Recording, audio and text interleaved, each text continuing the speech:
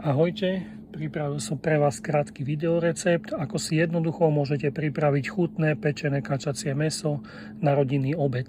Mäso, ktoré dnes pečieme, je z našej husokáčky Mulard, je vychovaná na zelenej lúke. Na tento recept sme použili 2 stehná a 2 prsia. Mäso je jemne tmavé s minimum obsahu tuku. Tieto 2 stehná vážia približne 600 gramov a 2 prsia okolo 1200 gramov, takže pracujeme s množstvom vyše 1,5 kg.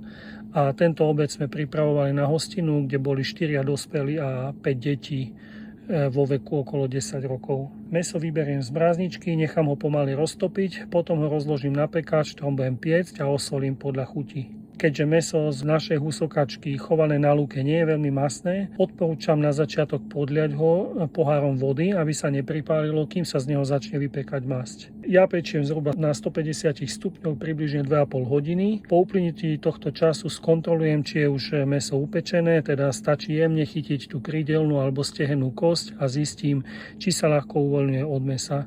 Keď sa koz uvoľňuje od mäsa, mäso je dosť upečené. Chcem ešte povrch mäsa upiecť, aby bola koža zlatistá a chrumkavá. Podľa toho, koľko vody sa nám vyparilo a koľko tuku sa z mäsa vypieklo, môžeme ešte podliať vodu, aby sa na mäso pri dopekaní kože nepripálilo. Pekač ešte na 10 minút vložím do rúry, približne na 220 stupňov, aby sa koža krásne do chrumkava upiekla. Celé pečenie mi trvalo asi 3 hodiny, s mojou prácou približne 15 minút, takže popri pečení kačice mám dosť času pripraviť aj polievku, prípadne prílohy k mäsu, ako je knedľa, lokša či kapusta. Ako vidíte na tejto poslednej fotke, mäso je krásne upečené a vidíte aj, že z toho mäsa je minimum tuku a minimum výpeku. Ešte chcem pridať 2 poznámky k pečeniu tejto husokačky.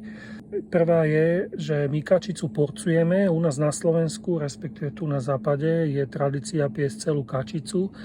My však mäso porcujeme. Dôvod je jednoduchý, máme radi aj kvalitné vývary. Keď odrežem stehná a prsia, ktoré chcem použiť na pečenie, stále mi ostáva kačací trúb, ktorý má zhruba 1 až 1,5 kg a je ideálny na nedeľnú polievku.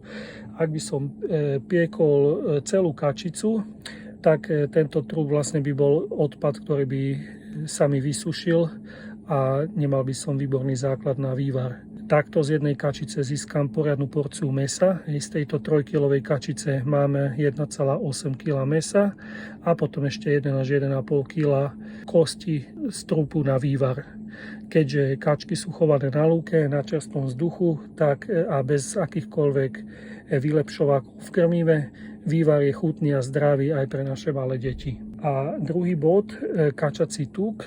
Normálne, ak pečete kačicu vychovanú priemyselne, tak z jednej kačice je až 25% tuku, takže pri pečení 2-kilovej kačice môžete získať až pol litra masti. Naše husokáčky Mulard chováme na lúke v pohybe a preto ten podkožný tuk je výrazne v menšom množstve. Ako vidíte pri tejto kačici, kde sme piekli vyše 1,5 kg mäsa, sa mi celkový výpek aj s masťou zmestil do 170 ml pohárika. Výsledok teda je, mäso je jemné, vláčne, vôbec nie je masné a tá masť má skvelú chuť a ideálne ju použijeme na lokše alebo na poliatie príloh. Prajem vám dobrú chuť.